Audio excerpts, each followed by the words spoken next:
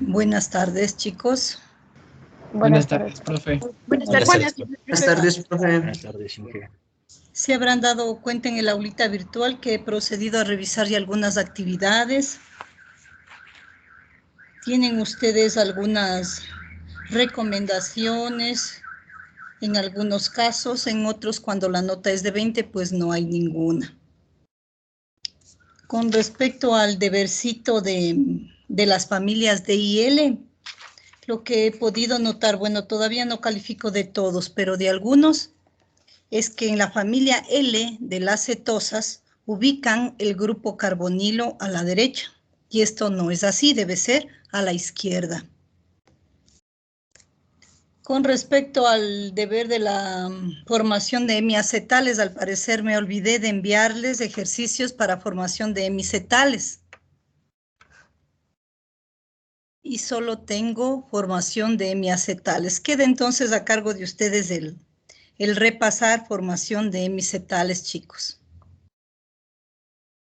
Voy a compartir un oficio que recibí al Kipux.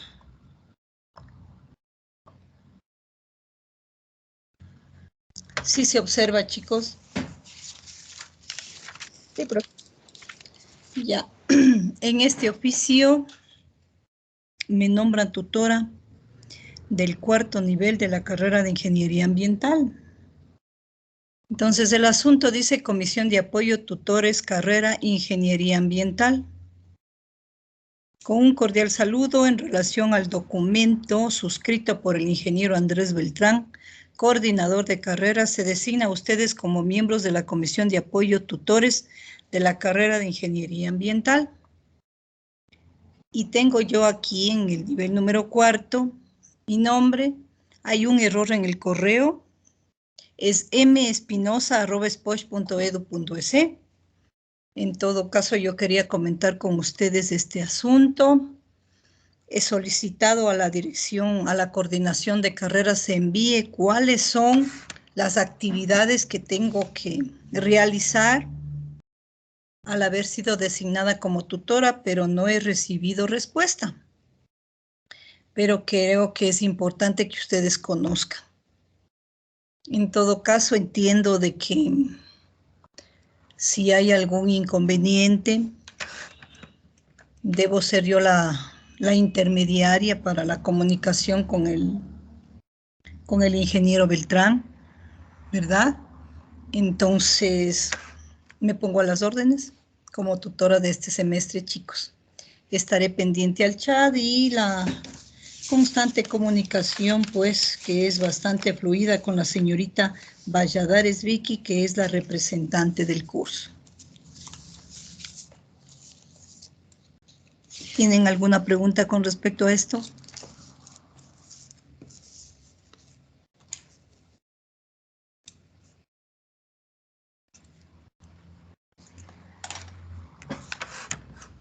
Bueno.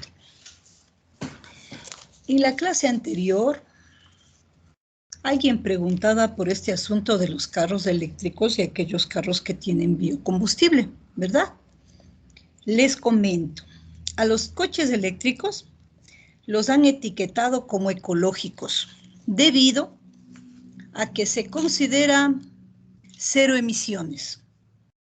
Es decir, que este vehículo vendría a ser la única solución que logra obtener cero en emisiones de residuos relacionados con los gases de efecto invernadero y de emisiones de contaminantes. Además de que, si hablamos de la contaminación sonora, ¿verdad? Tenemos en estos coches silencio total. Por otro lado, los coches que están utilizando los biocombustibles, de acuerdo a una investigación realizada, se conoce que el desarrollo que ha tenido la investigación de esta industria automotriz produce coches mucho más amigables con el planeta, gracias al uso de combustibles más limpios y tecnologías que logran impedir al máximo la expulsión de residuos contaminantes al medio ambiente. Sin embargo, nunca se llegará a nivel cero de emisiones como los coches eléctricos. Inclusive menciona en la fuente en la que consulté que hay un artículo que menciona la solución de biocombustibles avanzados frente al uso de coches eléctricos. Me llamó la atención el por qué le ubican esto de avanzados. Pues esto es porque se puede producir utilizando métodos limpios a partir de residuos de grasa animal, aceites de cocina usados y de aceites vegetales. Eso entonces, chicos, sobre la consulta que hizo uno de los compañeros. Hay algunos documentos que analizan no solamente ya el auto como tal, ¿verdad? Sino todo el proceso que nos llevó para obtener ese auto eléctrico o para obtener este auto que utiliza biocombustible. Entonces ahí como que ya hay una disyuntiva porque dice, bueno, si nosotros realizamos un estudio de todo el proceso, es decir, la inspección, los controles, la clasificación de toda la cadena de producción, con seguridad llegaríamos a la conclusión de que estos famosos coches eléctricos ya no tendrían, ¿no es cierto?, una emisión cero. Entonces, este tipo de cosas son las que uno puede encontrar al investigar estos aspectos relacionados con el ambiente. Veamos, señor Olarte, ¿quiere compartir algo con nosotros? Sí, que acorde a lo que usted nos acaba de mencionar, quería acotar algo que creo que genera un poco de desacuerdo, discordia con lo que usted señala. De hecho, yo también creía que los vehículos, en este caso eléctricos, eran menos, como que dice, peligrosos para nuestro ambiente que los vehículos por combustión. Pero recuerdo que hace una semana vi en un blog certificado de el cual señalaba que los vehículos eléctricos emiten entre un 11 y un 28% más de CO2 que un vehículo diésel análogo, debido al alto consumo energético necesario para la producción de las baterías, con un 40% de energía procedente del carbón. Entonces, pero usted lo ha dicho, para la producción de las baterías. Ajá. No estamos hablando del proceso de producción, estamos hablando de los carros como tal. Ahí la diferencia. Entonces, ¿qué podría expresar ante eso? Sería bueno que me ayuden. Ahí tendríamos nosotros que, ¿qué es lo que necesitamos? O sea, la pregunta en la clase anterior era, ¿cuál es más ecológico, no? Entonces, si utilizar estos carros eléctricos o estos. Entonces, ya el carro, ya considerando que lo tenemos, pues definitivamente el eléctrico. Pero si nosotros realizamos como ambientalistas un estudio más profundo de cómo se dio el proceso de producción, eso ya es otro cuento. Porque ahí con seguridad llegaríamos a la conclusión de que los carros eléctricos no es que tienen emisión cero en la producción. Eso nada más, señor Olarte. Chasipanta, ¿Pablo quiere comentar algo? Sí, profe, tenía entendido que en este caso, hablando de lo que es combustibles un poco más limpios, en Quito, hace unas 3 semanas aproximadamente, se inauguró una planta que transforma 7 diferentes tipos de plásticos en un combustible más limpio, en este caso más limpio que la gasolina. También tenía entendido que genera diésel, gasolina, querosín a partir de fundas plásticas, de botellas y ya está en funcionamiento y que tiene un costo mínimo de producción y además que cuando se lo utilizó en una moto lo que emanó no fue CO2 sino más bien no emanaba mucho humo y sobre todo el olor era como haber fabricado un plástico nuevo. Eso quería comentar. Le agradezco. Muy interesante la información. Ortiz Fausto.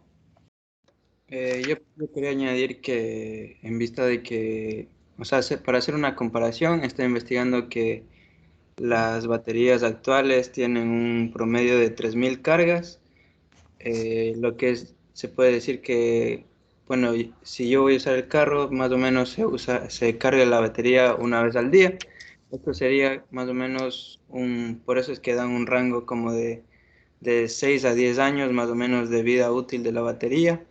Por eso dan hasta garantías y para hacer una conversión de cuánto nos ahorramos en emisión de CO2 en estos de 6 a 10 años en comparación con los autos a combustión, creo que sí es mucha la ayuda con el medio ambiente. Gracias, señor Ortiz. Chango Oliver. Sí, profe. Yo estuve consultando acerca de las desventajas y como mencionaban o sea, que los coches eléctricos no contaminaban nada del aire, también hay una contraparte de que para producir electricidad para dichos vehículos, esta electricidad sí contamina, a menos que se utilice energías renovables. Además de que o sea, que estaríamos cargando, hablemos del auto una vez al día, entonces la demora de carga sería de 5 a 6 horas. Y creo que no sería, bueno, por un lado, por lo de la contaminación sería bueno, pero por otro, creo que las personas no estarían tanto de acuerdo. Muy bien, señor Chango. Veamos, niño Víctor, ¿quiere comentarnos algo? Sí, acotando lo que dijo mi compañero, es verdad, se demora en el tiempo de carga, pero también yo, bueno, yo pienso que una opción quizás sea la implementación del biogás, en tal caso el metano, para hacer una economía circular. Nosotros aprovechamos este gas para hacer electricidad y también podríamos hacer puestos de reabastecimiento para carros eléctricos. Creo que sería factible, es energía limpia. Bueno, ahí tenemos una situación con respecto al metano que tiene unos efectos más complejos que el dióxido de carbono. Entonces, eso tendría que analizarse. Duisela, Johnny. Buenas tardes, Inge, buenas tardes con todos. Bueno, como combustibles, como biocombustibles, también estaba el otro día leyendo y decían que del hidrógeno también se lo utilizaba como fuente de energía para coches y para algunos procesos, solo que, y es una fuente de energía limpia, y solo que el único problema que existía era la manera de obtenerle, que es muy cara, ya que se necesitaba hacer de electrólisis para poder descomponer, o sea, y lo podemos obtener también el hidrógeno del agua. Y me pareció muy interesante, pero creo que falta investigación más en ese campo porque, o sea, obtener energía del agua sería muy innovador, sería. En realidad, utilizar el hidrógeno combustible es una posibilidad. He escuchado también algunos argumentos al respecto, ¿ya? Pero en todo caso, esto de los combustibles alternos es lo que se está investigando ahora y que probablemente se utilice. Pero no nos podemos desviar mucho de nuestro asunto, así es que disculpen ahí para este asunto. Vamos a pasar con los trabajos de investigación formativa, por favor.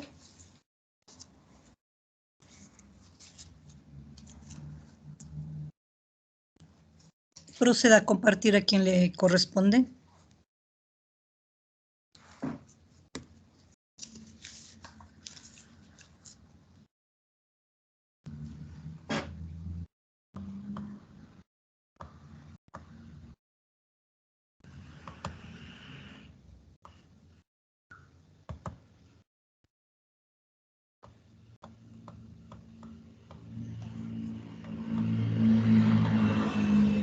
Procedan, por favor.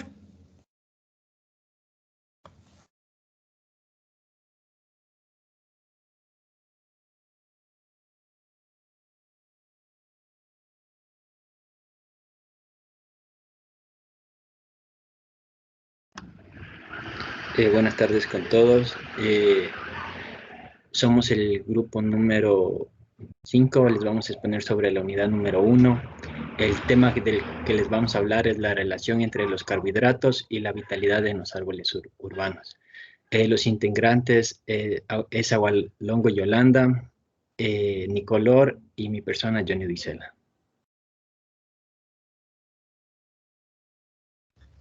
Buenos días, compañeros, ingeniera. Bueno, primeramente hay que tomar en cuenta que un árbol urbano es aquel o espécimen o grupo de árboles que está ubicado en una zona urbana o suburbana. El crecimiento de los árboles urbanos, como cualquier otra planta, es impulsado por la fotosíntesis, en la cual se realiza en presencia del dióxido de carbono, agua, oxígeno y luz. Y el producto de esta reacción es la glucosa, un carbohidrato simple, que posteriormente se asocia con la fructosa para formar un disacárido, comúnmente como lo conocemos como azúcar de mesa o sacarosa, o también para formarse en azúcares más complejas de almacenamiento, como el almidón. La fuente de energía de los árboles. Entonces, los carbohidratos son los productos principales de la fotosíntesis. Entonces, a esto se los considera fuente de energía para los árboles urbanos. Un estudio demostró que el almidón, un carbohidrato, es la fuente principal de reserva de energía en comparación con los lípidos, azúcares. De esta forma, los procesos como la reproducción, defensa, mantenimiento, almacenamiento y crecimiento de los árboles dependen de los carbohidratos como fuentes de energía. La concentración de carbohidratos puede variar dependiendo de las condiciones ambientales. Por ejemplo, al almidón y los azúcares simples pueden disminuir como respuesta a las condiciones de estrés hídrico o altas temperaturas, también plagas o mala forma de plantarlas. Siguiente.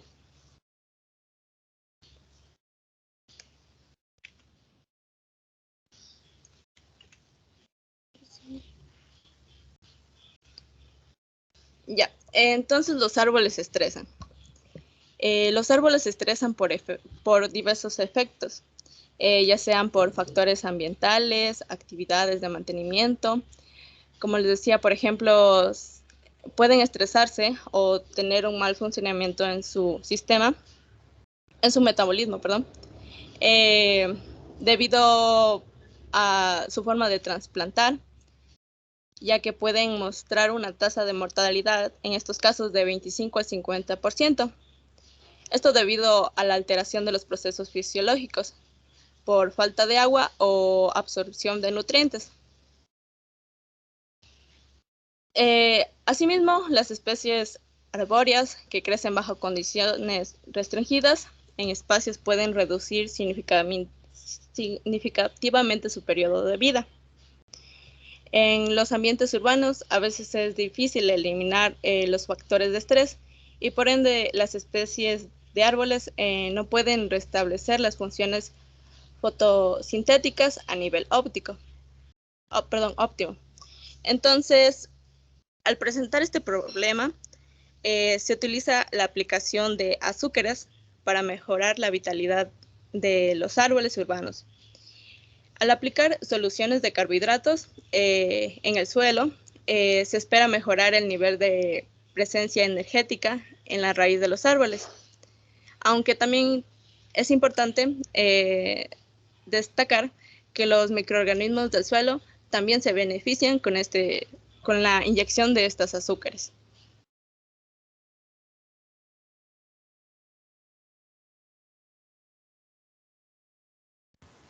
Ya, ahora voy a hablar sobre la distribución de carbohidratos en los árboles.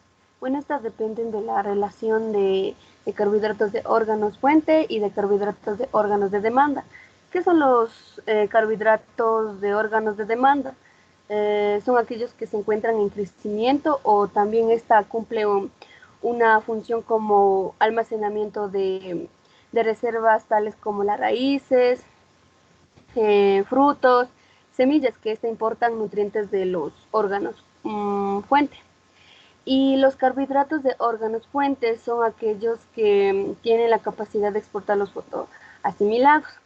Y asimismo la distribución de carbohidratos en los árboles están también por las condiciones ambientales y etapas fenológicas. Las etapas fenológicas son las etapas que se refieren a las reacciones de los árboles frente a los cambios estacionales y climáticos en su medio ambiente. Por ejemplo, el cambio de color de las hojas depende bastante de los cambios estacionales en el árbol urbano. Y asimismo, los carbohidratos de órganos fuentes exportan fotosintatos a órganos que importan fotosintatos, por ejemplo, las hojas maduras. La siguiente, por favor. Bueno, las hojas maduras su principal función es exportar gran cantidad de azúcares a otras partes de la planta. Por ejemplo, las hojas maduras contribuyen más en la formación de hojas nuevas o en la reconstitución de los niveles de reserva de almidón a través de la producción de fotosintatos. Y asimismo existen diferentes árboles los cuales tienen sus distintos tipos de almacenar las cantidades de almidón. Por ejemplo, como podemos ver en la imagen, es el arbolado de perenne. El arbolado de perenne tiende a almacenar cantidades considerables de almidón en hojas y en ramas. Este tipo de árbol que encontramos con todas sus hojas, o sea, el árbol va a estar con todas sus hojas todo el año. Y asimismo, la siguiente, por favor. La continuidad en el transporte y el almacenamiento de reserva es esencial en los procesos posteriores de crecimiento, principalmente en los árboles. Bueno, aquí tenemos la translocación. La translocación se puede decir que es un proceso dinámico, continuo, que ocurre durante los estadios de desarrollo de la planta, mediante las cuales son transportados los nutrientes específicos como el agua, sales minerales y producto de la fotosíntesis hacia los lugares donde serán utilizados o almacenados. También estas se alteran por las actividades humanas, que son como el despunte de ramas, la poda adecuada a los daños mecánicos. Y es decir que la distribución de los carbohidratos en las plantas contribuyen a entender las relaciones entre las etapas fenológicas, el movimiento y la utilización de recursos energéticos. Siguiente, por favor. Ahorita vamos a hablar sobre la vitalidad de los árboles. Bueno, la palabra arboricultura. La palabra arboricultura comúnmente se utiliza o es usada para referirnos a la condición de la salud de un árbol. El efecto de los carbohidratos en la vitalidad de los árboles se ha estudiado por diversos autores que se han enfocado más en los niveles de carbohidratos que es el almidón, la glucosa y la sacarosa. Pero los principales carbohidratos de almacenamiento y producción y translocación, respectivamente, los resultados de investigación han notado que el principal nivel de carbohidratos del que más se necesita es el almidón. Lo ven como una opción de mejora de vitalidad de los árboles. Ya, como ya mencionó mi compañera anteriormente, los árboles tienden a tener estrés. Por ejemplo, el estrés crónico es causado por diversos factores como la disponibilidad de agua, la compactación, falta de luminosidad, en la cual esta disminuye los niveles de carbohidratos a tal grado de agotarlos, lo cual con el tiempo tienden a repercusiones negativas en el crecimiento y la vitalidad. Recientemente los arboristas recomiendan que la aplicación de diferentes azúcares para revertir las condiciones de estrés crónico y mejorar o mantener la vitalidad en los árboles urbanos. Esto haciendo que, considerando las condiciones ópticas de otros recursos. La siguiente, por favor.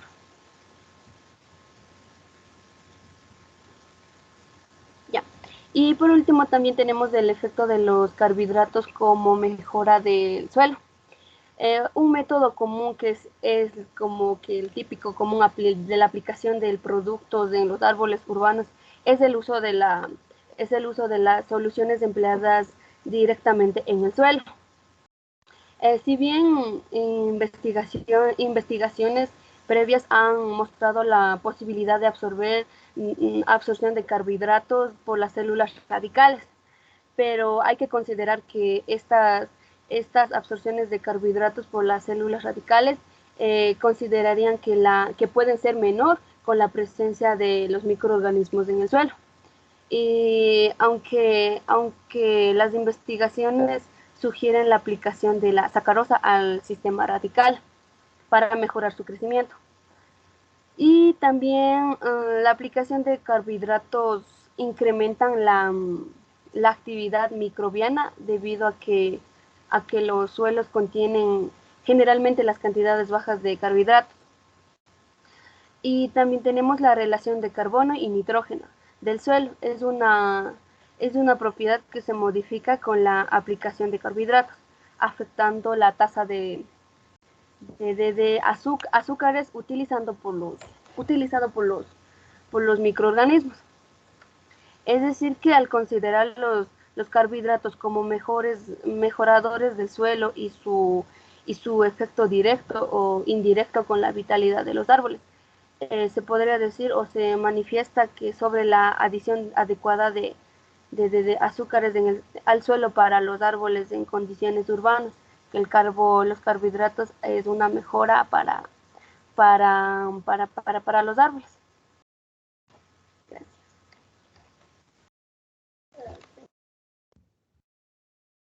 Bueno, yo les voy a hablar sobre el uso de inyecciones al tronco para suplementar carbohidratos. La aplicación de carbohidratos en los árboles urbanos mediante la inyección al tronco es un método alternativo que tiene como objetivo agregar las sustancias directamente al sistema vascular, principalmente al xilema. Las inyecciones son clasificadas como micro o macro en función del diámetro, cuando son menor o mayor de 3/8 de pulgadas, en profundidad del orificio cuando es menor o mayor a 1 pulgada, y también se las agrupa como inyecciones de baja o alta presión cuando es menor o mayor a los 100 kilopascales. Las microinyecciones permiten el uso de pequeñas cantidades de la solución, comparadas con las técnicas de macroinyección, las cuales se les considera un método exitoso en la aplicación de las grandes cantidades de solución en el tronco de los árboles. Siguiente, por favor. Aunque se considera que la distribución de las soluciones vía inyección es predominante hacia arriba, algunas investigaciones muestran cómo las soluciones inyectadas bajo presión pueden moverse en ambas direcciones del punto de inyección a través del sistema vascular del árbol.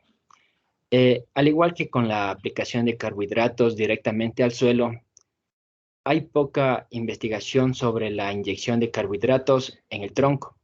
Un estudio realizado en los cítricos mostró poco o un nulo efecto en el crecimiento total de los frutos, aunque los resultados fueron afectados por concentraciones y el sistema de inyección que utilizaron. Bajo condiciones urbanas, el uso de inyecciones en el tronco de coníferas ofrece algunas ventajas, como la mayor eficiencia del producto, la eliminación de la contaminación ambiental, también como una alternativa a las aplicaciones foliares y el suelo que suele ser más costoso o complicadas. Y así, o sea, con la implementación del uso de inyecciones se podría favorecer fácilmente la vitalidad del arbolado urbano. Siguiente, por favor. Bueno, una desventaja del uso frecuente de inyecciones en los árboles es la creación de heridas en el tronco. Por esta razón se recomienda heridas pequeñas para disminuir el potencial de descomposición de la madera.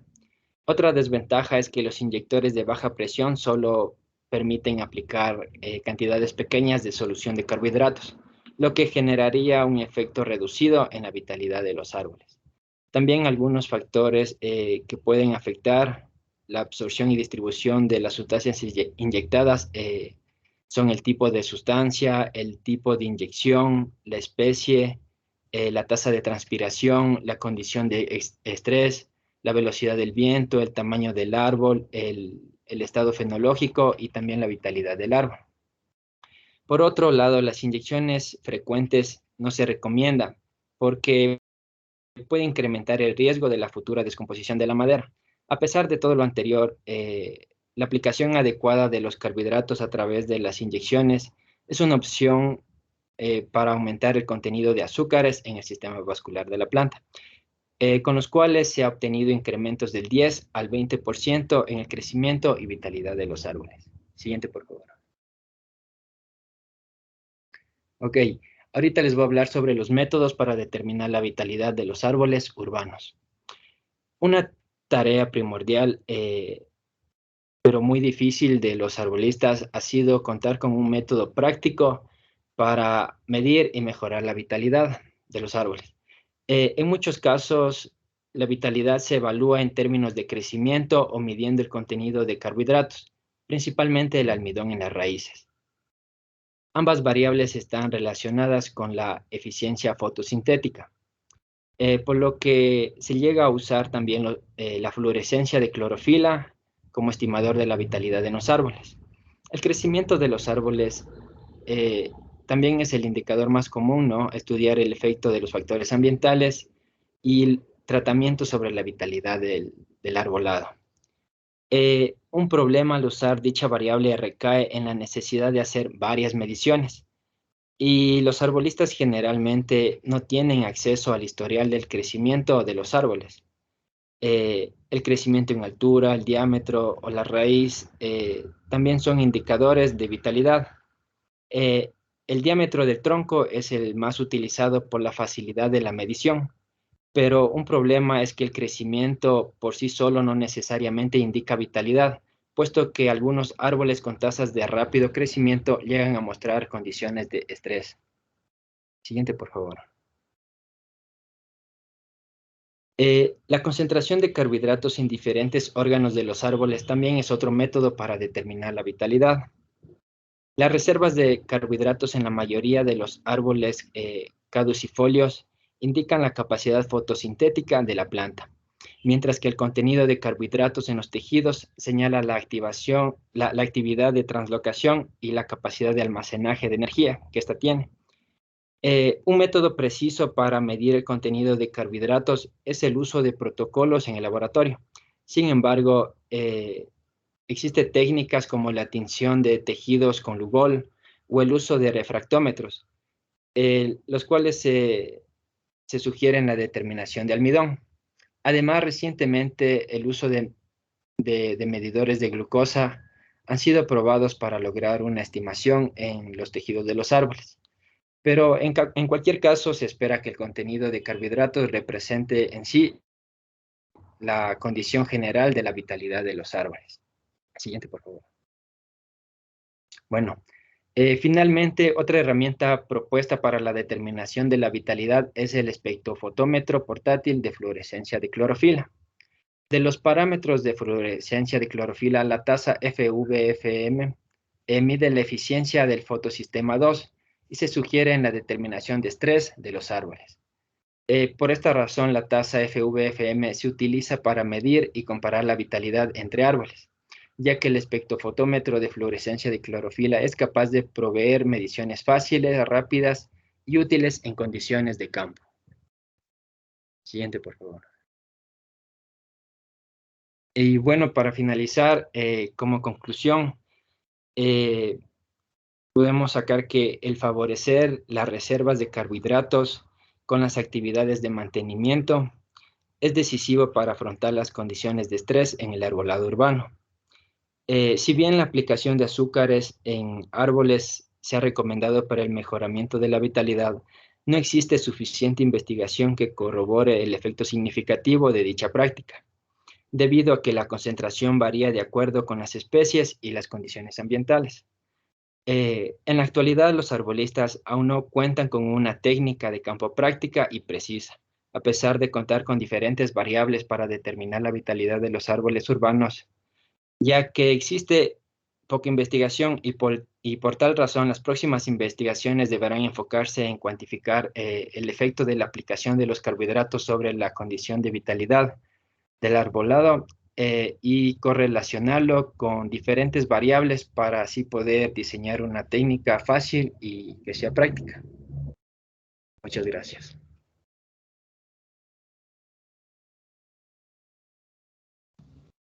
Muy interesante, jóvenes, muchas gracias.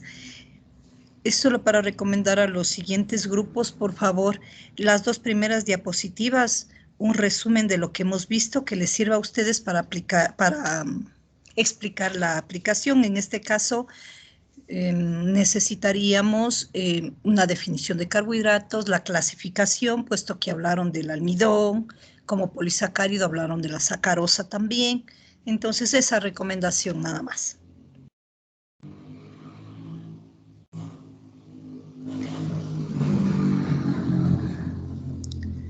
Voy a proceder a compartir una pizarrita. Creo que no es esto. Déjenme ver por dónde lo ubiqué. A ver.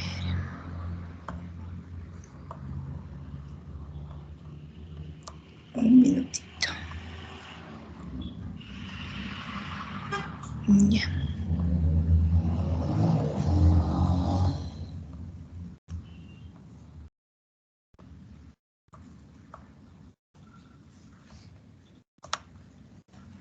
¿Se observa, chicos? Sí, profe. Muy amable, señorita, gracias. Ya. En la clase anterior conversamos sobre los lípidos y mencionamos algunas formas de clasificarlos. Señorita Hualongo Yolanda, coméntenos una de las formas de clasificar a los lípidos. Una de las formas era la líquido saponificable y líquido insaponificable. Muy bien. Agualema Darwin, la otra forma de clasificar a los lípidos.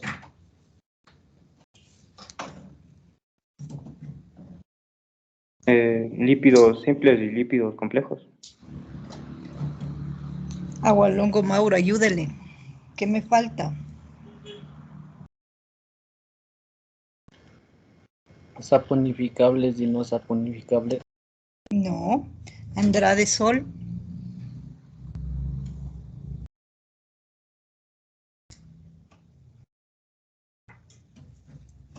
Los derivados. Exactamente. Son los que nos faltan, pues los derivados. Veamos entonces, vamos a hacer acá un cuadrito de esta clasificación.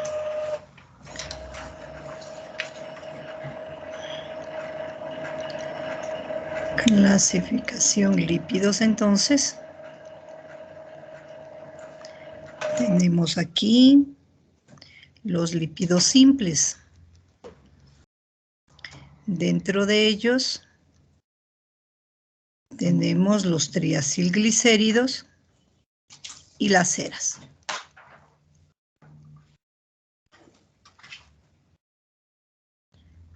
La fórmula general de los triacilglicéridos ya no es desconocida por ustedes. Hemos comentado que ahí tenemos el grupo funcional éster.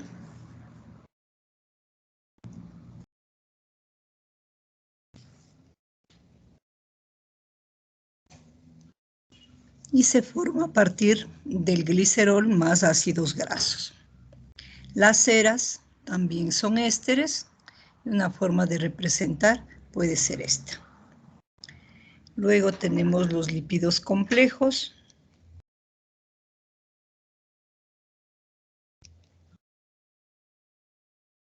En este grupo tenemos los fosfolípidos, que tienen una estructura muy parecida a los triacilglicéridos, porque tienen glicerol, tienen ácidos grasos, Pero adicionalmente a ellos, tienen un grupo fosfato. Y además del grupo fosfato, tienen otros grupos químicos que los podemos indicar con una X. ¿Ya? Luego tenemos los esfingolípidos. La estructura un poco más compleja. Lo que recordamos aquí es que el alcohol ya no es el glicerol, sino la esfingosina. Y tenemos otros lípidos complejos. Y un ejemplo acá, las lipoproteínas.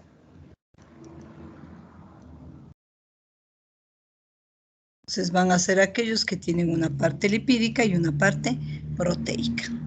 Y el que nos faltó, el que no nos comentó la señorita Sol, son los lípidos derivados. Y dentro de ellos tenemos a los terpenos, que tiene por unidad básica al isopreno, o 2-metil-1,3-butadieno. Y también tenemos aquí a los esteroides, cuya base estructural es el ciclopentano peridrofenantreno.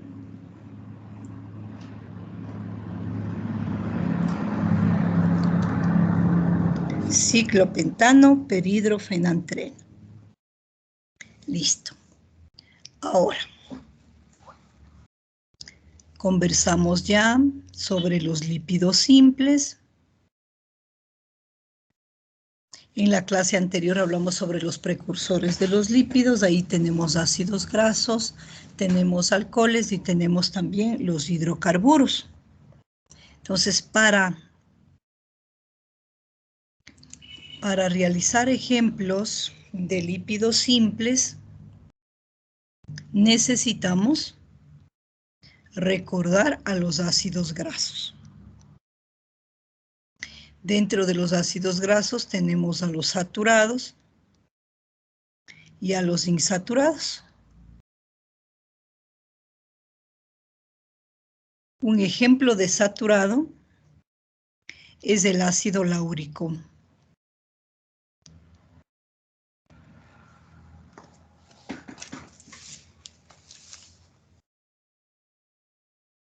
Señor Benavides, ¿cuántos carbonos tiene el ácido láurico?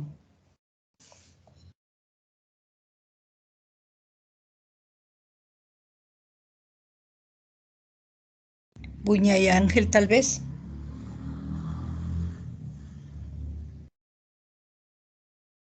Cabrera Abigail. 2. Cabrera Abigail. 13. No. Cabrera Charles.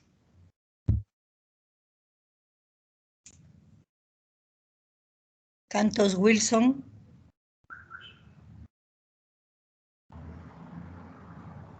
Carrasco Joel. 12 carbonos. Carrasco Joel, ¿es usted? Sí, profe. Ya, mi joven. Tenemos Profe. 12 carbonos, una forma de representarlo, CH3, CH2 10 veces, COOH. Pero Profe. yo necesito que ustedes aprendan a escribir de la siguiente forma. Escribimos el grupo funcional y luego colocamos número de carbonos que nos faltan. 11, ¿verdad? Número de hidrógenos. Hay que calcular. Y para calcular lo que hacemos es multiplicar por 2 y sumamos 1. 11 por 2, 22 más 1, 23. Sumemos, tengo acá 10, 11, 12 carbonos. 11 y 1, 12, correcto. 2 oxígenos, correcto. 10 por 2, 20. 23 y 1, 24. Y acá, 23 hidrógenos y 1, 24. ¿Alguna pregunta?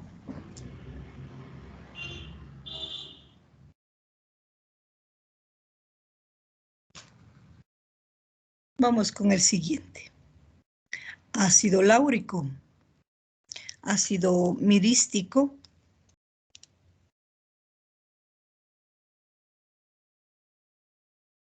en este caso tenemos nosotros 14 carbonos. Si ya tengo uno acá, me faltan 13. Calculamos el número de hidrógenos. 27.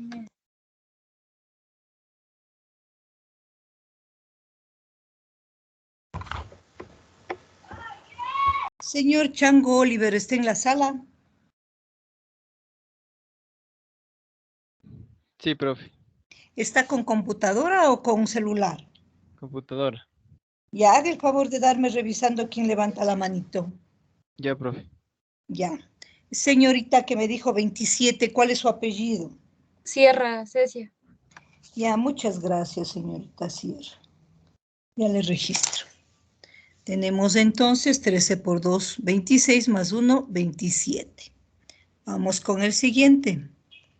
Ácido palmítico, 16 carbonos. Tenemos el grupo carboxilo, carbonos 15, número de hidrógenos. 37. Deme revisando si alguien levanta la manito, señor Chango, por favor. Milton Valdivieso, profe. Señor Valdivieso, dígame. 33. No. ¿Alguien más? 35. ¿Quién está Lisbeth levantando la manito, por favor, señor Chango? Lisbeth Yupanqui. Señorita Yupanqui, dígame. 31. ¿Es todo? Muchas gracias. 15 por 2, 30 más 1, 31. Vamos con el siguiente. Ácido estiárico.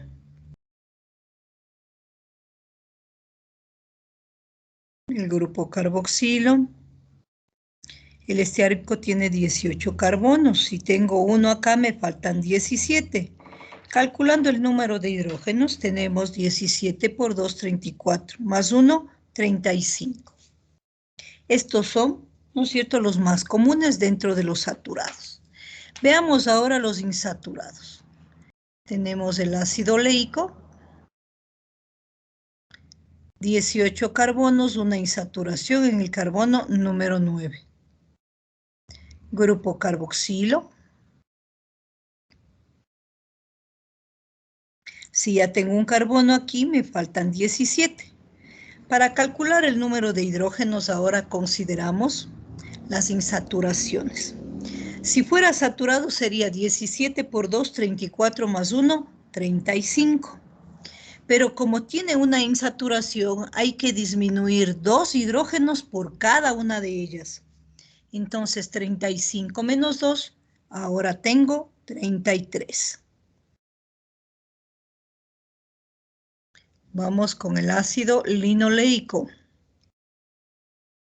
18 carbonos, 2 insaturaciones en el 9 y en el 12.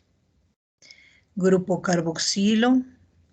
Carbonos 17. Hidrógenos, ¿cuántos? Señor Chango, deme revisar. Ochoa Romy. 32. Señor Chango, deme revisando quién levanta la manito. Ochoa Rommel, profe. Señor Ochoa, dígame. 32. 32. No, ¿alguien más? Loja Carmen. 35. Señorita Loja, dígame. 29. No. ¿Alguien más levanta la manito? Jenny Velasco. Señorita Velasco, dígame.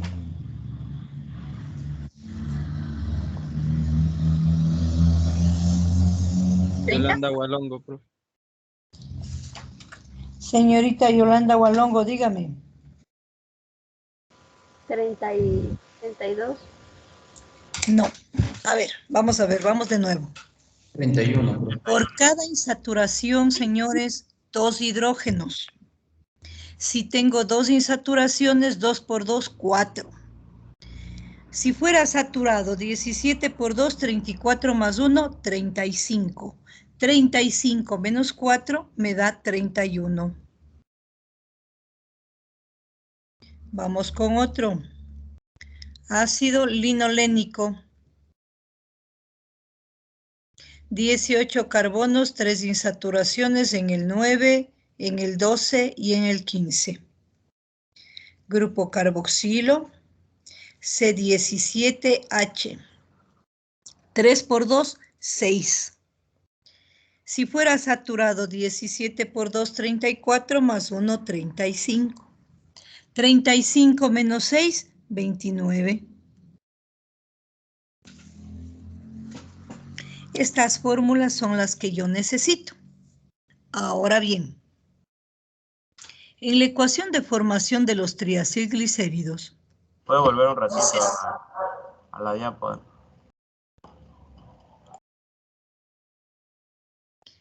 Señor Chango, deme viendo quién está levantando la manito que desea participar. Luis Torres. Señor Torres, dígame, ¿en qué le ayudo? No, profe, era de la anterior participación que me tocaba, pero ya pasó. Ya, baje la manito. Deme viendo si alguien más está levantada la manito. Eran de la anterior actuación, profe. Mejor que bajen todos de nuevo. Ya bajen todos la manito y si alguien necesita hacer una pregunta, levante la manito para que el señor Chango me avise.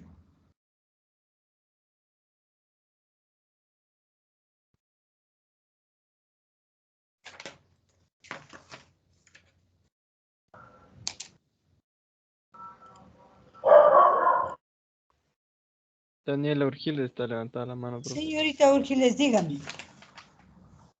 ¿Qué podría repetir sobre los insaturados? Claro que sí.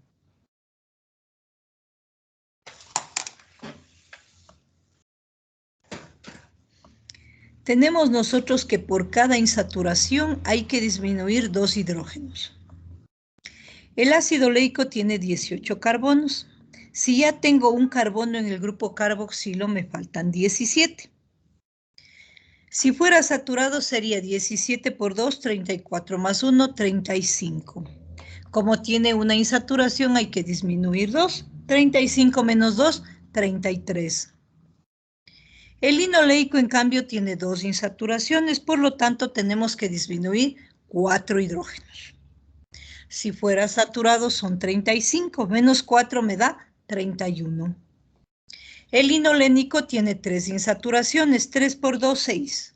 35 menos 6, 29.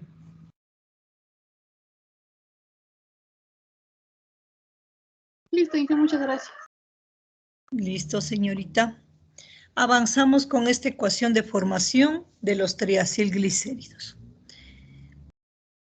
Tenemos nosotros en la primera diapositiva esta fórmula general de los triacilglicéridos. Tenemos nosotros triacilglicéridos simples cuando R1 es igual a R2 y R2 es igual a R3. Es decir, todos los ácidos grasos son iguales. Tenemos triacilglicéridos mixtos cuando uno o dos de ellos son diferentes. Es decir, R1 diferente a R2, diferente a R3. O R1 puede ser igual a R2, pero diferente a R3. O R1 puede ser diferente a R2, pero igual a R3. En cualquiera de estas posibilidades tenemos triacilglicéridos mixtos. Vamos a ver acá. Tengo el glicerol o la glicerina más.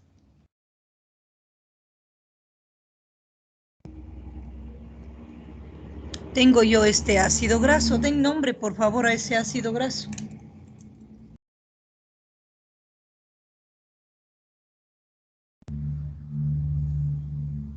Palmítico.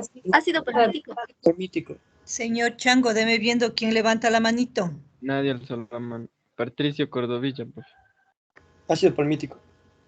Señor Cordovilla, es el ácido palmítico. Muy bien. Vamos a poner aquí 3 moléculas de ácido palmítico.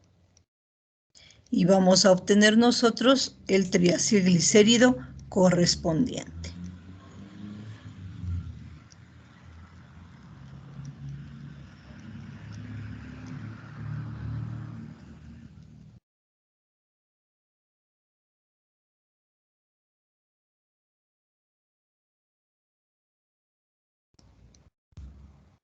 más 3H2O. Como resultado obtenemos la palmitina. Para nombrar al triacilglicérido eliminamos la palabra ácido y le ubicamos la terminación ina. Hay algunos autores que también lo denominan tripalmitina o tripalmitato de glicerilo, pero la forma más sencilla es como palmitina. Ahora, vamos a hacer la ecuación de formación de un triacilglicérido mixto. Vamos a ubicar por acá el ácido mirístico. Vamos a ubicar por acá el ácido oleico. Y también vamos a ubicar el ácido linolénico. Y vamos a obtener ahora un triacilglicérido mixto, donde los tres ácidos grasos son diferentes.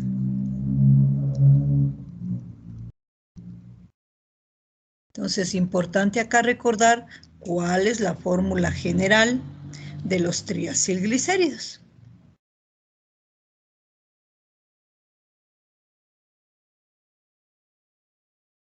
El nombre: miristil, oleil, linolenina.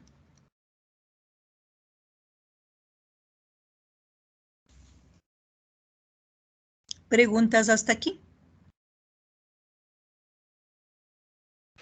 ¿Podría esperar un momentito hasta terminar de copiar, por favor? Claro.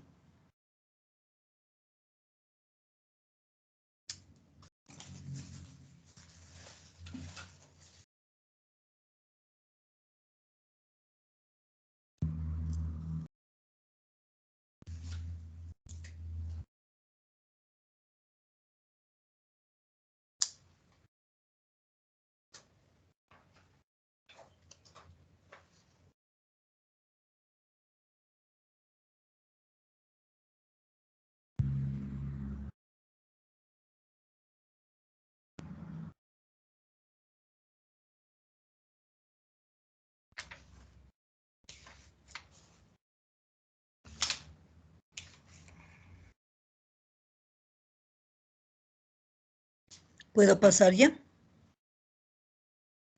Profe, disculpe, el nombre miristil, olei, linolenina, ese es el nombre completo. Sí. Ya. Y otra pregunta, profe, ¿cuál era la explicación que hizo en la primera diapositiva sobre los triglicéridos, por favor? Que existen simples y mixtos. Ya. ¿Le puedo poner un ratito la primera, por favor? Solo para ver eso. Gracias, profe. En esta tenemos ecuaciones de formación, pero también podemos directamente escribir los triacilglicéridos y dar el nombre.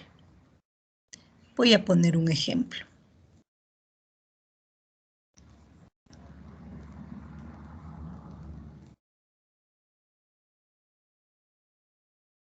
Esta sería la base para todos los triacilglicéridos.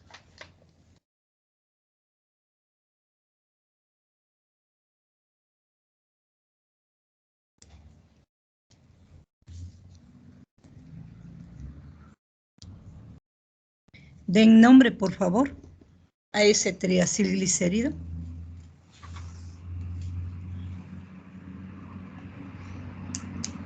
Es simple, todos sus ácidos grasos son iguales.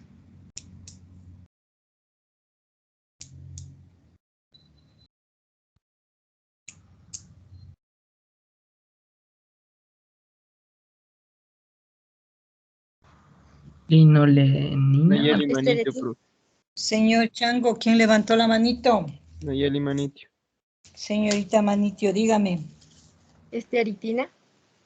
¿No? ¿Alguien más? Carmen Loja. Señorita Loja, dígame. Linolina. Linolenina, algo así. ¿No? Cecilia Sierra. Señorita Sierra, Sería algo como linolenina. ¿cuál es el ácido graso que tenemos acá? Linoleico. Es la linoleína, no el ácido linoleico, no el linolénico. Entonces el nombre, linoleína, no linolenina. Voy a poner otro ejemplo.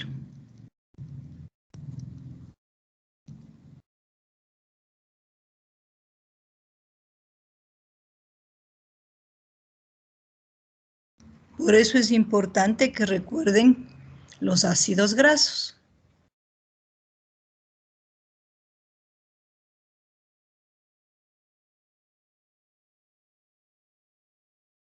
Este ejemplo es de un triacilglicérido mixto. Algo que es importante indicar es que los átomos de carbono de los extremos se los conoce como alfa y al del centro se lo conoce como beta.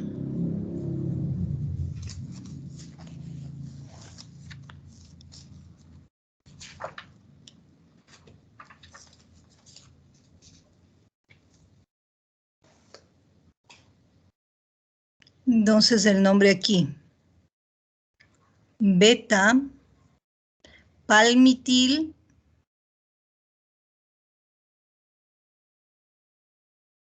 dioleína.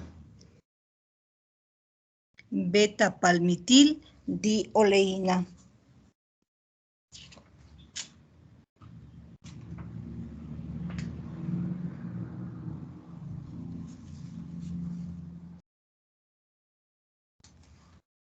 Ahora ustedes escriban en su cuadernito la estructura de la lauril, oleíl, linolenina.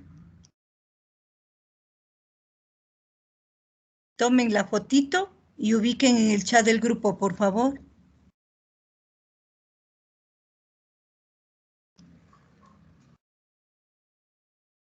Escriban la estructura de la lauril, oleíl, linolenina.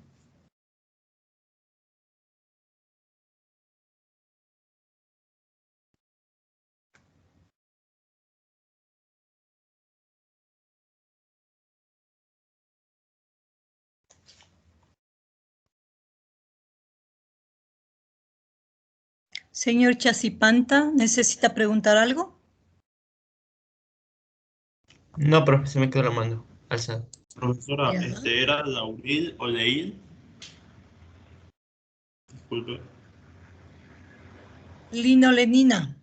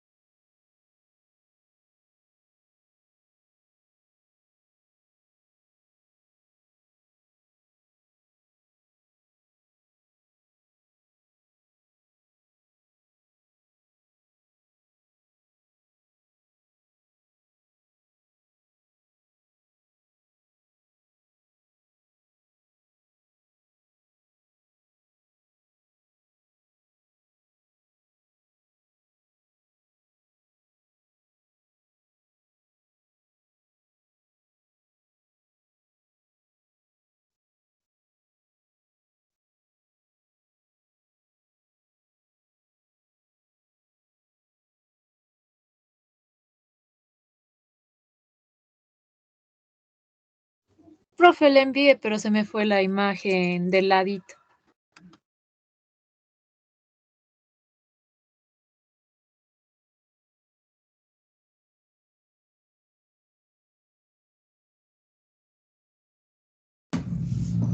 Veamos, señorita Sierra. Se me fue volteada, profe. Sí, ahí tengo un problema para verle, le cuento. A ver. Ya, le puedo decir de pronto. 10, 33, 29, está bien. Está bien. Gracias, señorita Sierra. Mano banda. Oleil y nolenina, correcto. Lauril, oleil. Víctor Miño, S17H33, corrija, por favor.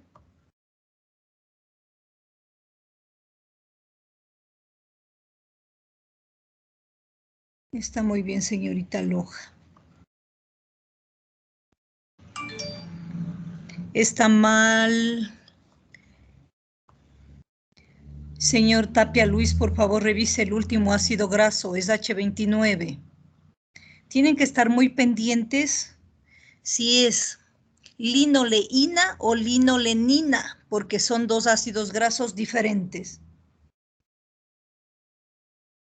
Señorita Narváez, revise el segundo ácido graso, es oleil, C17H33. Señor Chacipante, está muy bien, pero esa es ecuación de formación. Señorita Urguiles, revise, SH34 está equivocado. Lauril, oleil, linolenina, muy bien, señorita Velasco. Valladares, correcto. Inge, no sé si le puede volver a revisar de Narváez. Sí, está bien.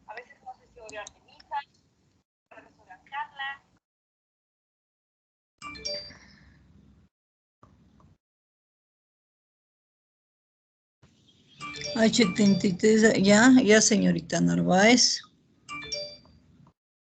Ya, ahora bien, escriban por favor.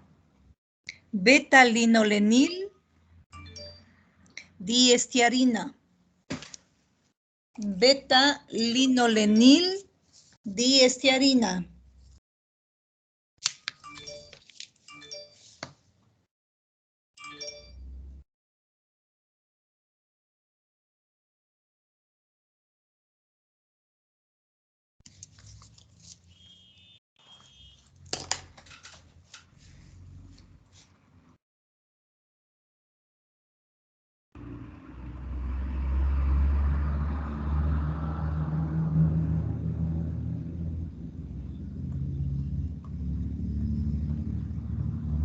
¿Profe era linolenina?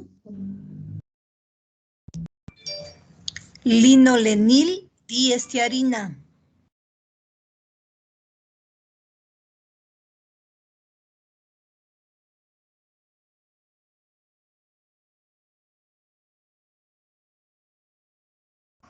Señor Torres Luis, corrija, por favor.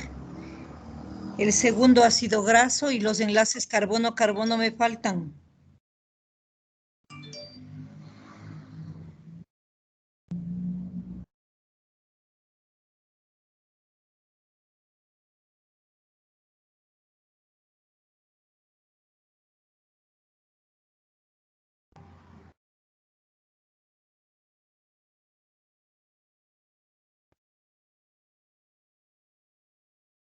Correcto, señorita Valladares, está muy bien.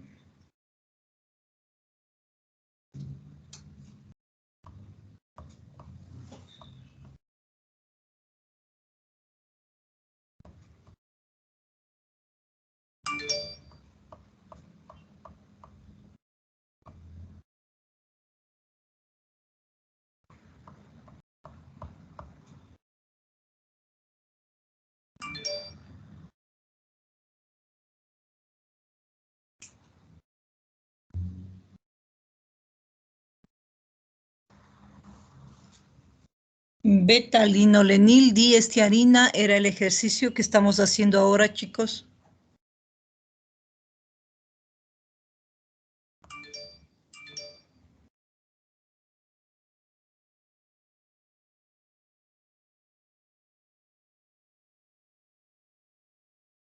Correcto, señorita Sierra. Muy bien.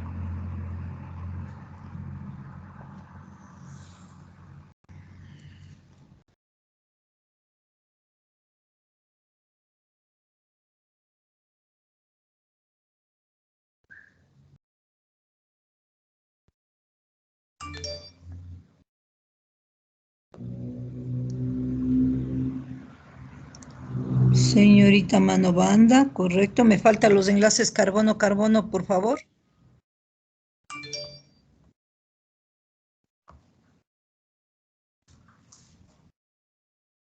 Señor Torres, ya estamos en otro ejercicio. Me dijo que le corrija y ya le mando el otro ejercicio. Solo me faltaban los enlaces carbono.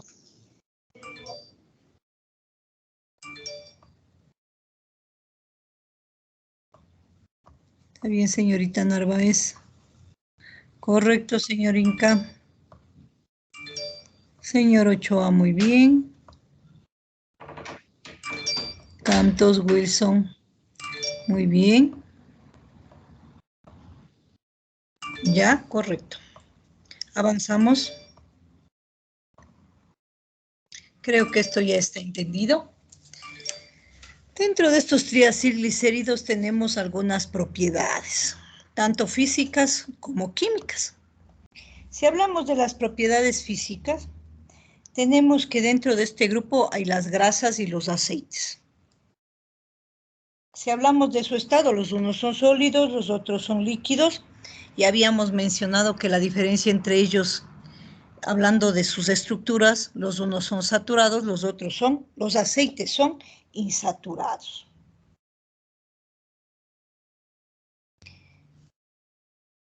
Entonces diríamos que llamamos grasas si predominan dentro de su estructura ácidos grasos saturados, y son aceites o en estado líquido cuando tenemos una mayor cantidad de ácidos no saturados.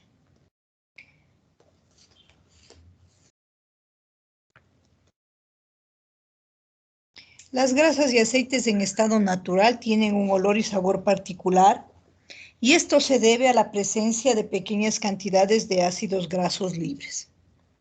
Como propiedad física también podemos mencionar que son insolubles en el agua, en la que sobrenadan por su menor densidad. Podríamos hablar de que forman emulsiones. Con respecto a sus propiedades químicas, hablamos acá de las reacciones, tenemos oxidación, hidrogenación, halogenación e hidrólisis. Profe, Señorita. ¿nos está compartiendo diapositivas o...? Ah, no, ya se me cargó. Estoy en la pizarra. ¿Se ve la pizarra? ¿No? Sí, es que no se me cargaba. Ya. Entonces vamos a conversar sobre las propiedades químicas, que son las reacciones. Voy a poner un ejemplo de triacilglicérido por aquí.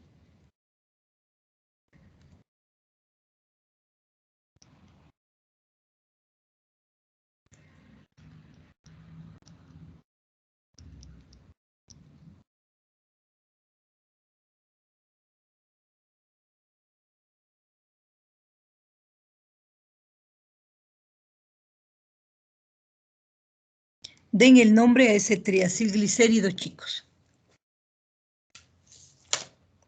Señor Chango, esté pendiente, por favor.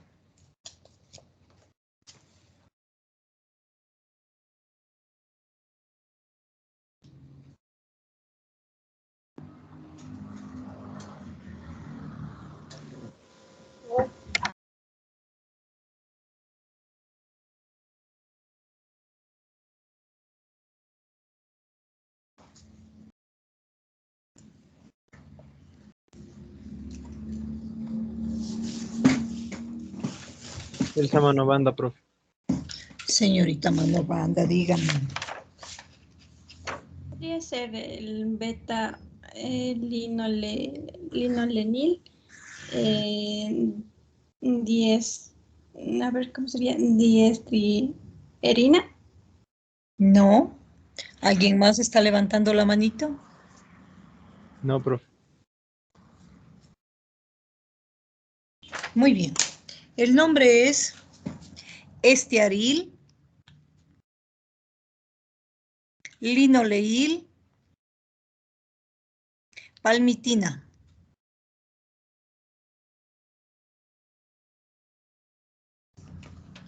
La primera reacción que vamos a ver es la hidrogenación.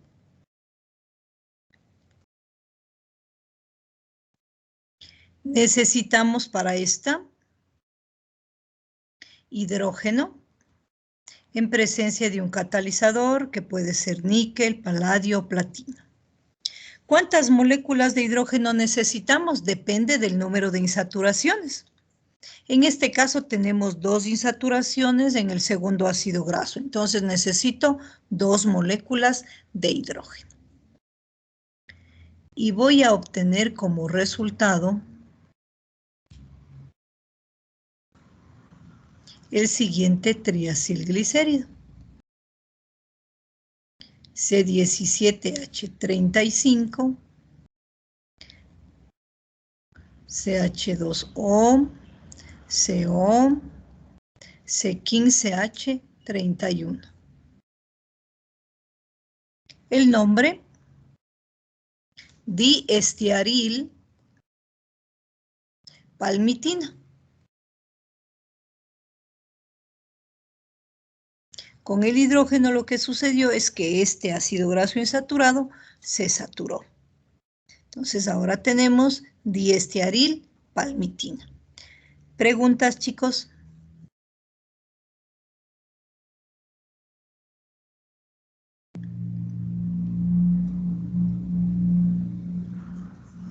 La segunda reacción es la halogenación. Para esto necesitamos un halógeno en presencia de un agente halogenante. ¿Cuántos halógenos? Esto se da solo con los ácidos grasos insaturados, entonces también depende del número de insaturaciones. Son 2. Entonces voy acá a desarrollarle un poquito para que ustedes recuerden lo relacionado con los ácidos grasos. C17H35. CO. CH2O 7 veces. Tengo acá la primera insaturación. Esta va a eliminarse aquí. Y en los carbonos donde teníamos el doble enlace, ahora vamos a tener los halógenos. Sería 7, 8, 9, 10, 11, 12, 13. Luego tengo acá CH2, 13 y 4, 17 y CH3. Y luego tengo por acá CH2CO, C15H31. Lo que sucedió es que los átomos de halógeno se ubicaron donde estaban los dobles enlaces. Es lo que tengo acá. Recuerden el doble enlace en el carbono número 9 y en el carbono número 12. ¿Hasta ahí alguna pregunta?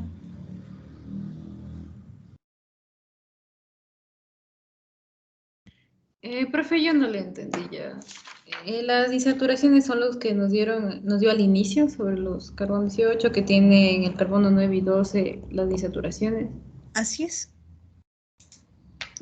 Ya. Cuando hablamos de ácidos grasos insaturados.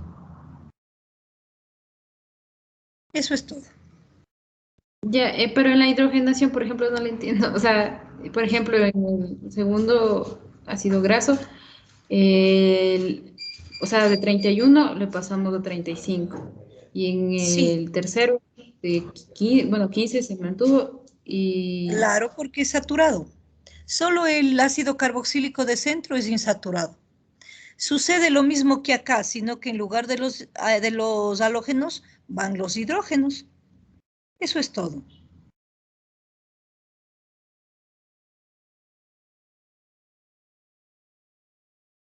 Profe, disculpe, al lado de 2x2, ¿qué dice? AH. AH, agente halogenante.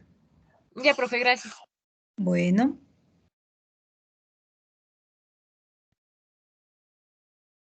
Vamos a ver algo. ¿Se acuerdan que cuando hablamos de las reacciones que necesito que ustedes recuerden, hablamos de hidrogenación, halogenación, oxidación? Pues lo que estamos haciendo ahora es aplicando esas reacciones a los ácidos grasos insaturados. Entonces vamos a recordar.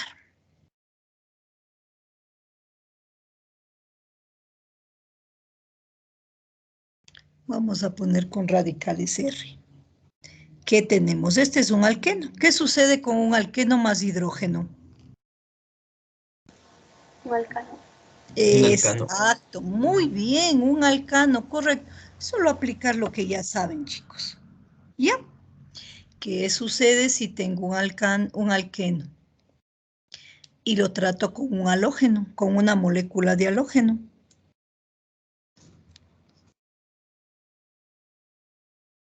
¿Un alcano? Los halógenos van a ubicarse sobre el carbono donde tenemos el doble enlace.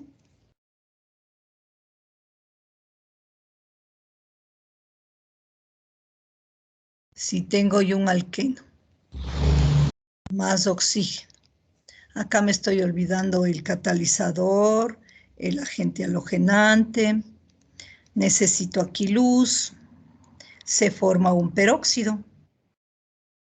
Entonces, lo que ustedes ya saben para alquenos, estamos aplicando ahora para ácidos grasos insaturados. Eso es todo lo que estoy haciendo, chicos.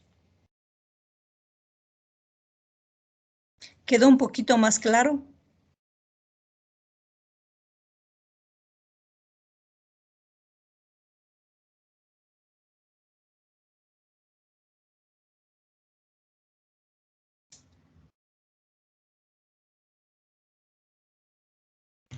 Sí, profe, solo un minutito más, por favor. Gracias.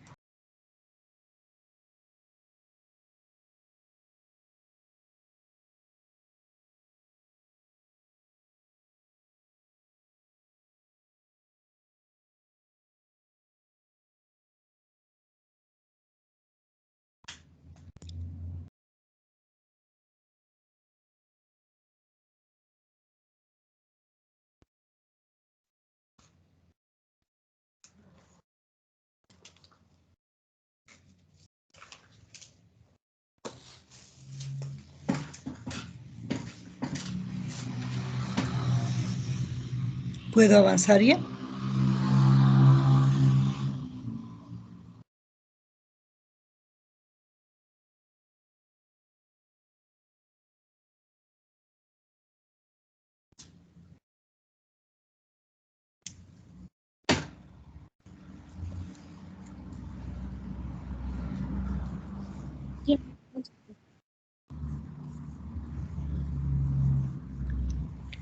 Otra reacción es la oxidación. Necesito oxígeno y la presencia de luz. También depende del número de insaturaciones, por lo tanto necesito 2 moléculas de oxígeno. Esto tiene que ver lo que conocemos normalmente como el enranciamiento. Cuando se descomponen las grasas. Entonces lo que sucede aquí es que la posición donde teníamos el doble enlace, ahora vamos a tener peróxidos. Posteriormente, estos peróxidos van a dar lugar a aldehídos que le dan el olor característico a estos compuestos, ¿no? A esta grasa rancia. Tenemos por acá O y actúa únicamente en los ácidos grasos insaturados. El resto se mantiene tal cual como habíamos nosotros ubicado inicialmente. C17H35, C15H31.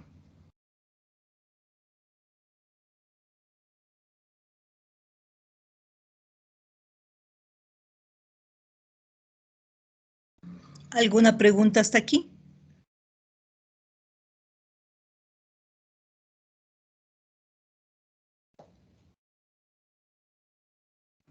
Profe, por ejemplo, si tenemos el ácido insaturado al inicio, ahí se le hace en esa cadena. Así es. Voy a hacer otro ejemplo.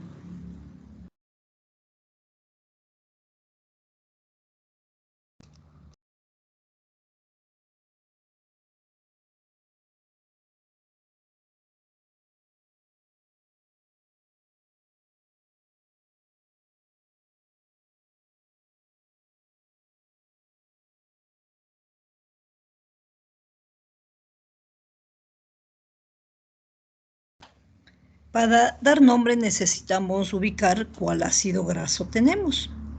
Entonces está el ácido leico, está el ácido linoleico y está el ácido palmítico.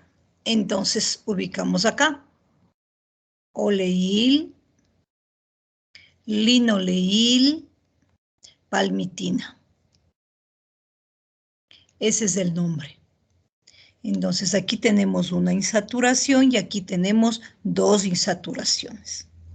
Si queremos hacer hidrogenación, halogenación u oxidación, necesitamos ahora 3 moléculas de hidrógeno, 3 moléculas de halógeno, de moléculas de halógeno o 3 moléculas de oxígeno.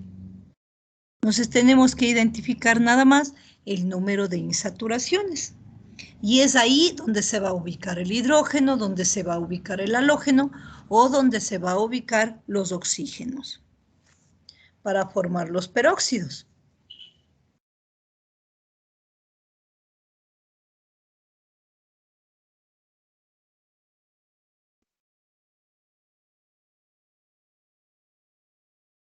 Tenemos acá entonces 3 reacciones. Hemos visto hidrogenación, halogenación y oxidación.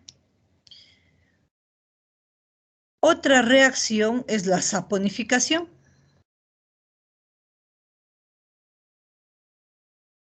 Para la saponificación necesitamos un hidróxido que puede ser de sodio en agua. Esta es una hidrólisis química. Como resultado nos va a dar el glicerol más la sal de los ácidos. Entonces tendríamos la sal del ácido oleico. Necesitamos acá 3 moléculas de hidróxido de sodio. La sal del ácido linoleico. Y la sal del ácido palmítico. Y aquí tenemos nuestro famoso jabón.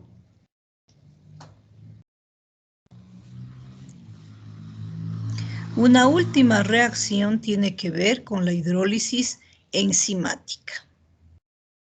La anterior es la hidrólisis química.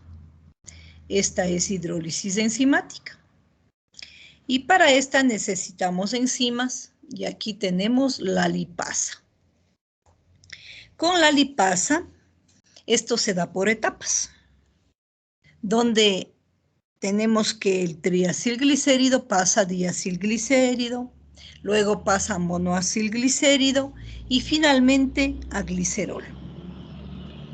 Y algo que es importante es que se hidroliza primero los grupos ésteres de los extremos y al final el del centro. Entonces vamos a hacer el primero. Tenemos acá CH2OH.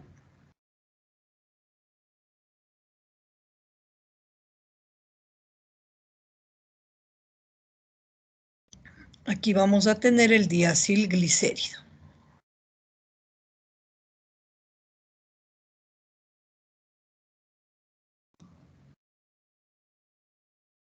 Más el ácido, que en este caso va a ser el ácido oleico, el que se hidrolizó.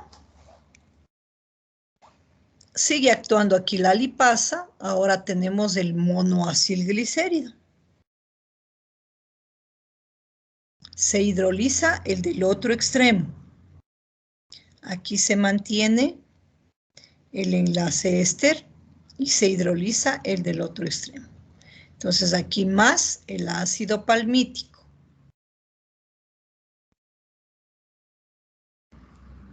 sigue actuando sobre este monoacilglicérido la lipasa para finalmente darnos el glicerol.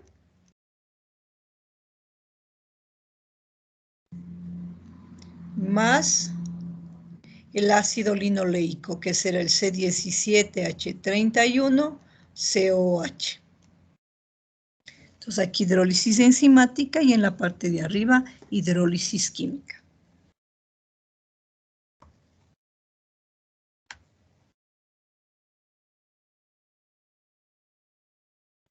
Un minutito, voy a salirme de aquí, déjenme ver.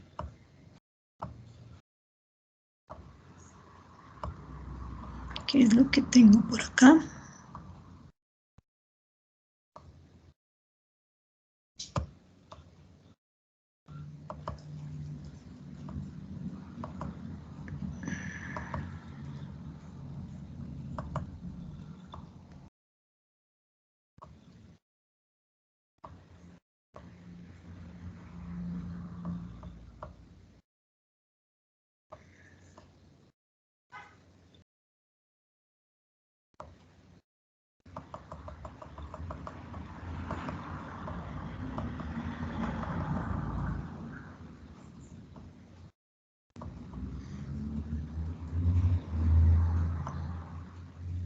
Correcto.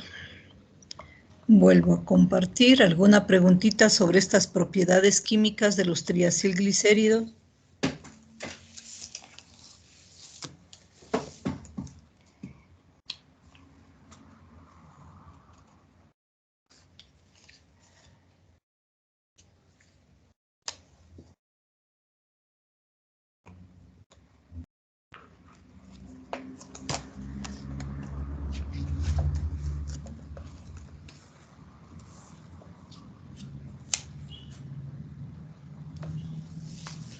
Como aplicaciones podríamos comentar algo relacionado con estas reacciones. Industrialmente, se utiliza esta reacción de hidrogenación para transformar los aceites en grasas. Y esto debido a que las grasas son mucho más estables. Entonces, un ejemplo de esto es nuestra famosa margarina. Esta es resultado de un proceso de hidrogenación. Con respecto a la halogenación, esto tiene que ver con una prueba para identificación de lípidos. Y tenemos los famosos índices. Uno de los índices es el índice de yodo. Y tiene que ver con esta reacción de halogenación. Entonces utilizo obviamente moléculas de yodo. Entonces, a través de este índice podemos calcular el grado de insaturación de un triacilglicérido. Con respecto a la oxidación también existe otro índice que nos permite identificar el grado de descomposición del lípido, del triacilglicérido. En la saponificación tenemos la obtención del jabón, dependiendo de nuestra materia prima, del hidróxido que nosotros utilicemos, podemos obtener jabón suave, podemos obtener jabón duro. El jabón duro es el que utilizamos para lavar la ropa. El jabón suave es el que utilizamos como jabón de tocador o espuma de afeitar también, ¿no? Entonces, el hidróxido de sodio se utiliza para obtener los jabones duros y se parte de una materia prima de bajo valor, como pueden ser los sebos, que en cierto momento se convierten en un contaminante, ¿verdad? Y este podría ser darle un valor agregado a ese residuo. Entonces, la obtención del jabón. Y está una explicación de que también se puede realizar este proceso para obtener diacilglicéridos, monoacilglicéridos y finalmente el glicerol.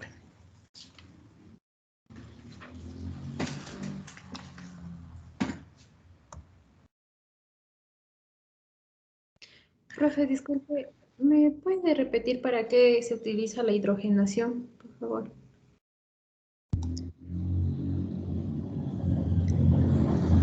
Para obtener grasas a partir de aceites.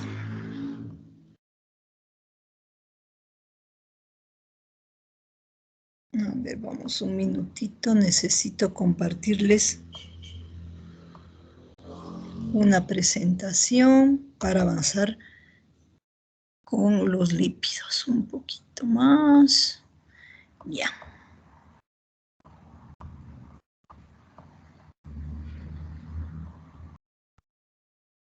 Ya. Creo que está listo para compartir con ustedes.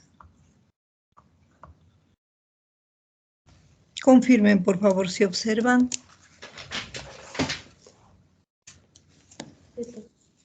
Otro lípido simple son las ceras. Estos también son ésteres que están formados a partir de ácidos grasos y alcoholes, pero en este caso monohidroxilados. Y también, al igual que los ácidos grasos, son moléculas de elevado peso molecular. Entonces, aquí tenemos un ejemplo de una cera. Esta parte es la que corresponde al ácido graso, que sería de 16 carbonos, y esta parte corresponde al alcohol, de 28, 29, 30 carbonos. Algunos ejemplos de ceras: cera de carnaúba, cera presente en plantas. Entonces, diferenciar en estos, ¿no es cierto?, que esta parte corresponde al ácido y esta al alcohol. Entonces tendríamos un ácido de 26 carbonos y un alcohol de 28. Por acá, un ácido de 28 y un alcohol de 32. Por acá, un ácido de 16 y un alcohol también de 16 carbonos. Profe. Señorita. Esa que dice cera de oveja. ¿Cómo? ¿De dónde proviene? Es que nunca he escuchado. De la lana, señorita. Es uno de los componentes de la lanolina. Ya, profe, gracias. Bueno, recuerden, por favor, este es el grupo funcional éster. Ya, entonces ustedes los conocen muy bien. Ahora lo que tienen que hacer es relacionar con este lípido simple conocido como ceras. Entonces, alguien ya nos comentaba, estos compuestos sirven de protección, ¿verdad? En el caso de las hojitas, las recubren. Entonces, evita de que de pronto, pues, tengan inconvenientes, se rompan, etcétera. Entonces, se utiliza como protección este tipo de moléculas. Creo que tengo de pronto alguna otra cosa para comentarles acá. Menciona que dice, sirve como películas protectoras contra el frío, el agua y el ataque de sustancias químicas diversas. Se lo puede encontrar también en el plumaje y en el exoesqueleto de insectos. Eso entonces con respecto a estos famosos lípidos simples. Luego tenemos los lípidos complejos, mencionamos los fosfolípidos, la estructura muy parecida a los triacilglicéridos. Entonces tendremos glicerol, tenemos ácidos grasos, aquí el grupo fosfato. Este es el más simple de los fosfolípidos, conocido como ácido fosfatídico. Un minutito.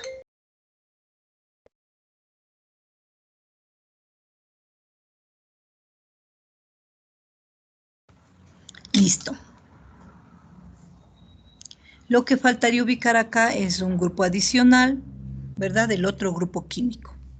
Dentro de ellos tenemos algunos ejemplos como la cardiolipina, que en este caso es un difosfatidilglicerol.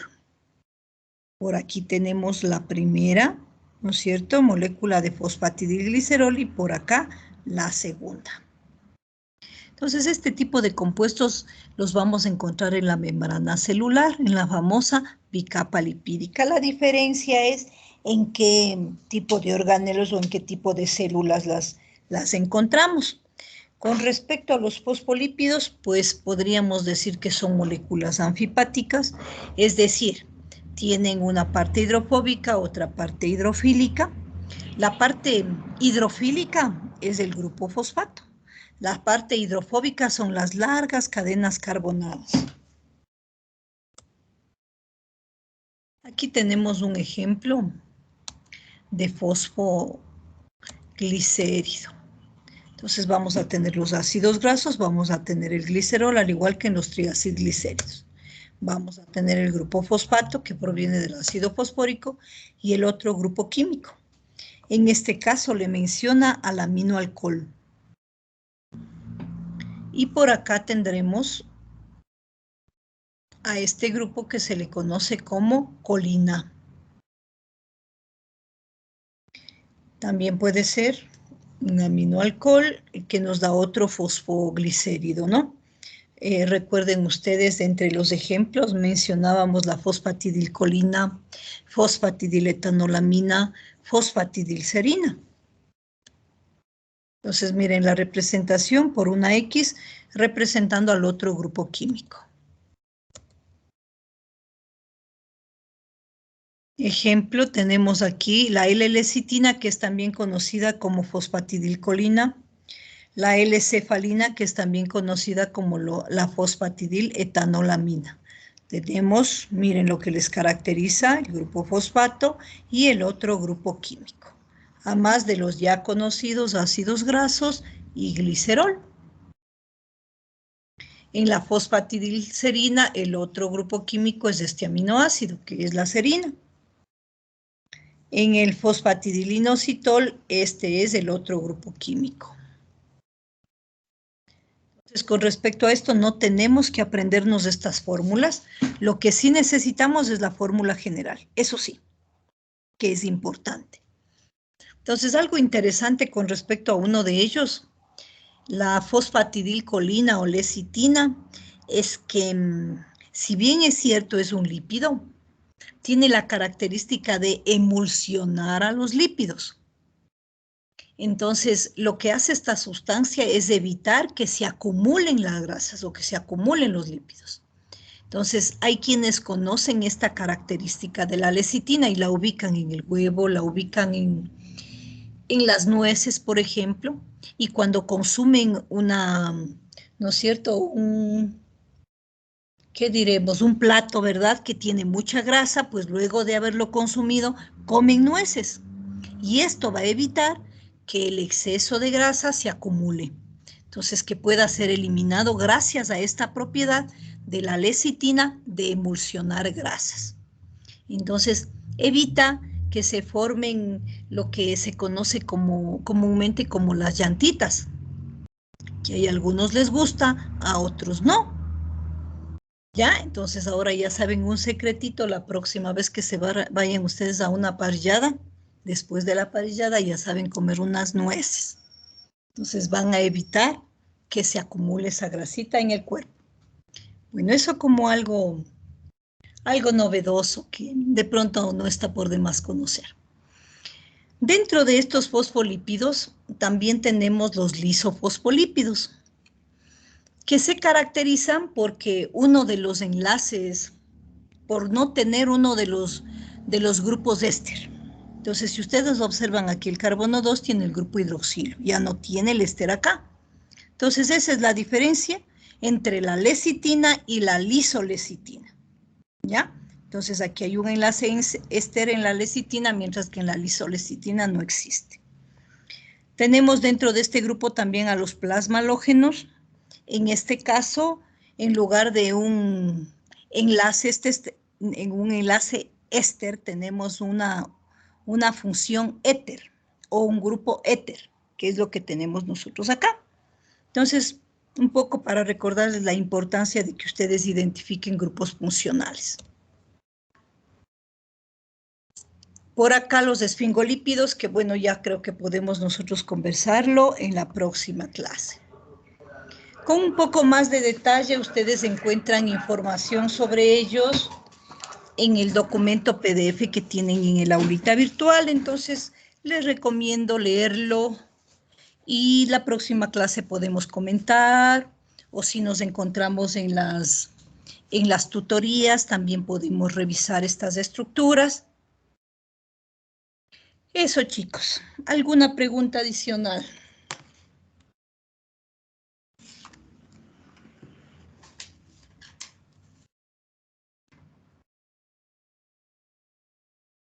El día de mañana tenemos clase asincrónica. La primera parte será la pruebita y la segunda actividad en el aula virtual.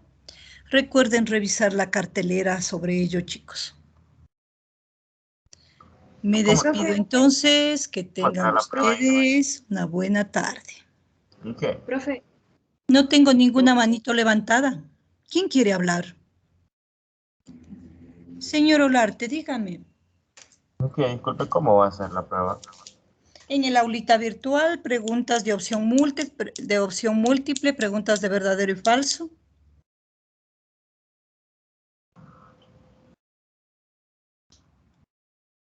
Cabrera Kelly.